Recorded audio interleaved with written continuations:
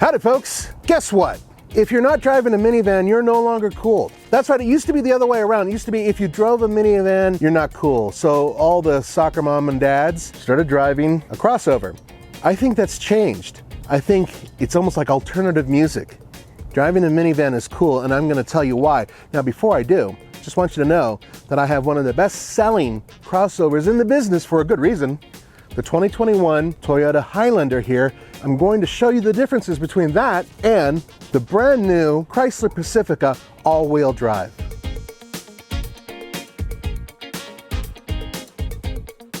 Let me explain why I want to do this. Now, I've done minivans before, and I've tried to tell you guys that minivans make a lot of sense for a lot of reasons. They're the most utilitarian vehicles out there, but there's been a problem. There's only been one that's been available with all-wheel drive, and that's the Toyota Sienna. Now, the Sienna's recently been updated. We actually took one on a track and drove it around, and it's now a hybrid with a really cool all-wheel drive system, but it's a very different type of minivan. Chrysler brought back the all-wheel drive minivan, and it pretty much does everything a crossover will do with more space and more utility.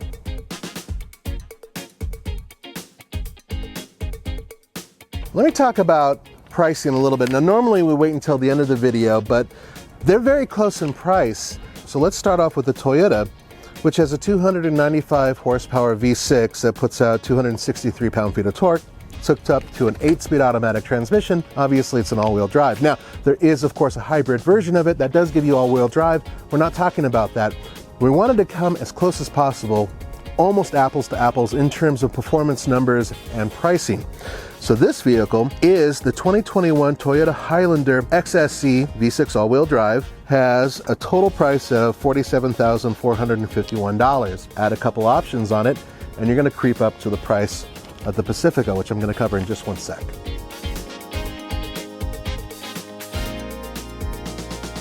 In terms of styling, I'm actually not a huge fan of what Toyota's done to the Highlander. I really liked the previous generation and the one before that. This one looks a little too aggressive with that massive lower grille, which isn't very functional. There's only a small part of that actually is. It's just a little overwrought and just looks angry, it's a family hauler, right? The thing about it is, this is also not exactly an off-road vehicle, and we've taken these off-road before. What it is a family hauler that has pretty good ground clearance, 8 inches. Also, very important, for those of you that are looking for the differences and the benefits of a crossover, this one does tow a lot more. It can tow up to 5,000 pounds.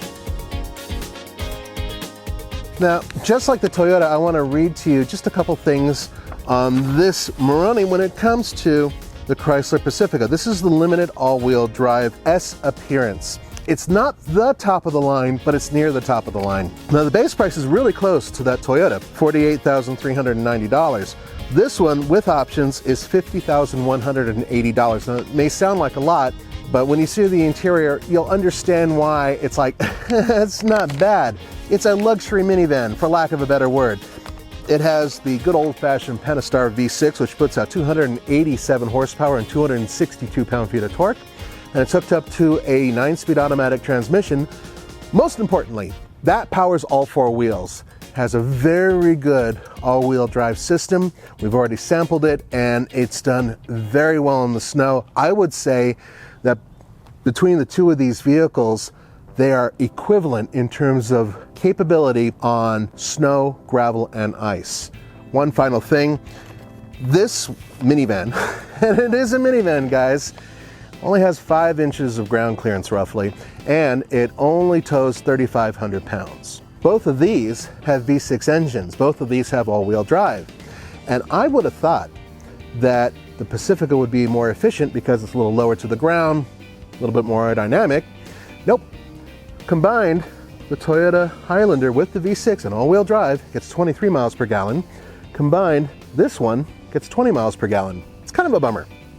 Chrysler has also changed the styling on the Pacifica. It used to be a little bit more swoopy, it's a little bit more angular now.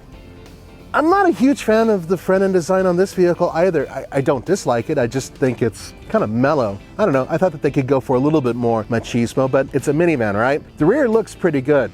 From the side, I think that, especially in this color, it does stand out, but there's only so much you can really do to make what is a box on wheels look sexy. I'm maneuvering out of the parking lot, and this is one of the benefits of a minivan, especially one that has a gazillion cameras. But in terms of its overall size and packaging, when you look over your shoulder, the corner you're seeing is the very corner of the vehicle. It is very easy to position, as opposed to an awful lot of SUVs out there that sit much higher off the ground and make it a little bit more difficult for you to position it. That's with parking, that's with maneuvering through a small parking lot. All right, so let's talk about how this thing performs in general. It's not a performer, not at all. In fact, the Toyota feels a lot more fleet of foot. It doesn't have as much power. But around town, which is really the whole point, and on the highway, it's got plenty of power. The ride is very good. For an all-wheel drive vehicle, I'm willing to say this is one of the better riding vehicles you can get, period. I can drive one of these back and forth to California through the snow in bad weather, and everybody's going to be supremely comfortable, which means less fatigue when we get there, which means they won't be as grumpy. As a dad, I can tell you that in itself is worth the price of admission. Final thing about this vehicle, being able to see is huge. Big windows, easy to look around and find where the other vehicles are, easy to park, as I mentioned before, easy to maneuver. The whole thing about a minivan is that you're trying to create as little stress as possible. I know the reason why you guys wanted to watch this video is because you wanted to see my Titanic ass in the back of these two vehicles, and I will do that for you. But first I wanted to get into the second row. Now, this row is set up in such a way to where I can sit behind myself relatively comfortably, but the best thing is the seat does slide, thank God. So here we go.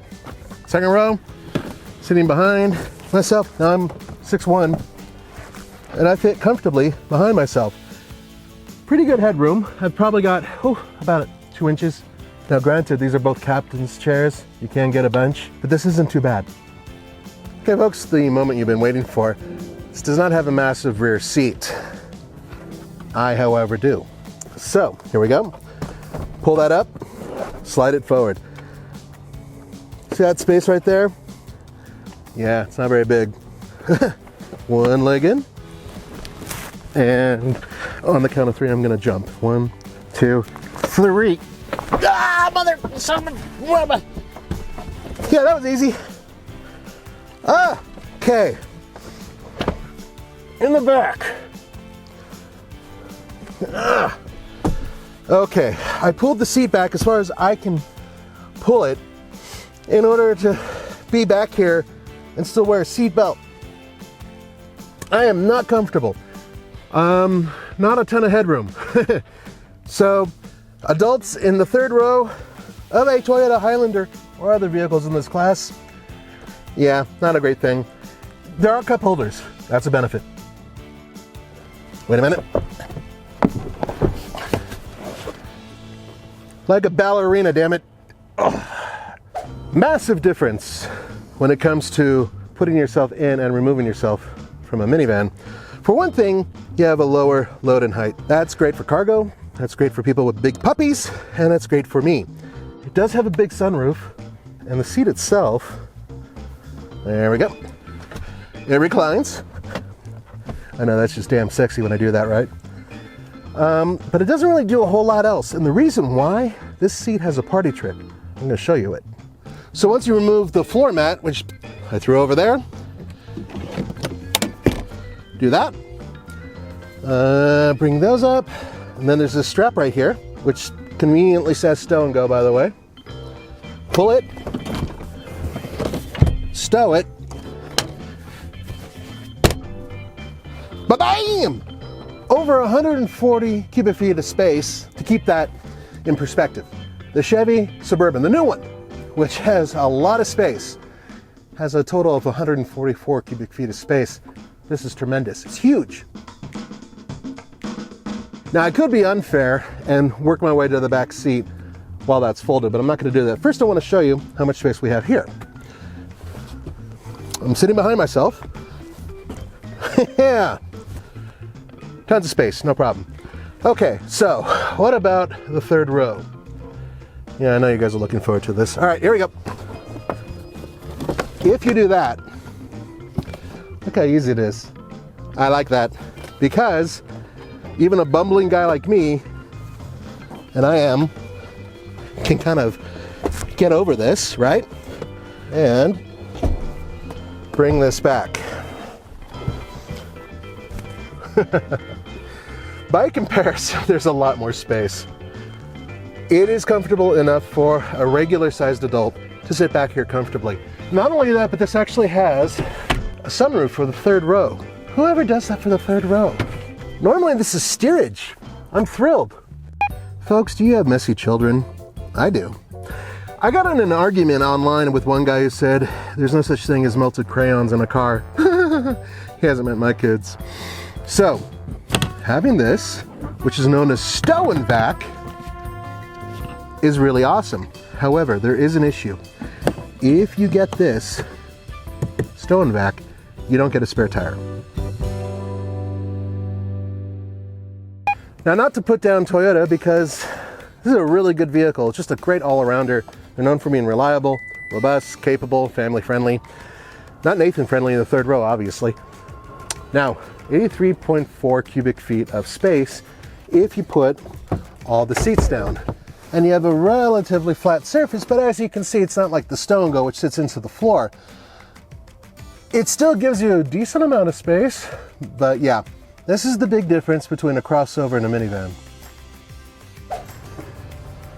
Oh yeah, completely flat floor once again.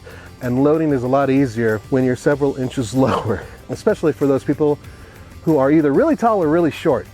So having this type of accessibility is awesome.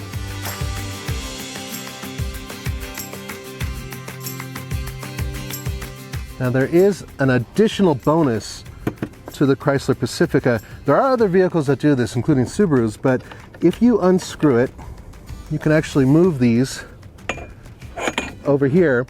That one you can move over here and create an area for loading on your roof. And then when you don't need it for aerodynamics and packaging, you put it back and retighten it. All right, so once again, we're going through this narrow parking lot, and I gotta tell you, turning radius, very different. Toyota does have, well, it's a camera system, but it's kind of old school. It's actually extremely old school. The interior, let's talk about that as I'm pulling out of here. Toyota has updated their interiors. I don't like the fake carbon fiber look at all. That's just me. Materials are fairly decent.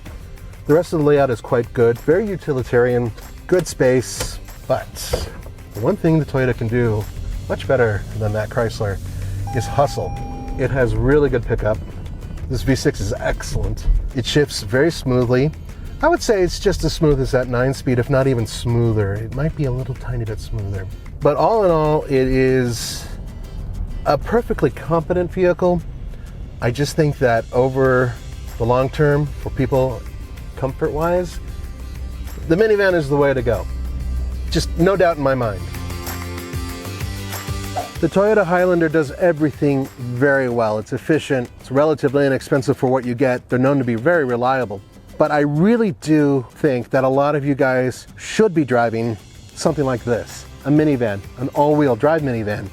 Super utilitarian, very comfortable, in this case luxurious, and it's so much easier to drive in the city.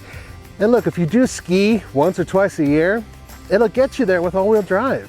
I think that for those of you who want to be different and daring, maybe a minivan is the way to go. Thanks for joining me for the Fast Lane Car, Fast Lane Truck, TFL Now, TFL Classics, TFL Bids, TFL Talk, TFL Boat, TFL Spaceship, TFL Tree. This is Nathan, and I'll see you next time.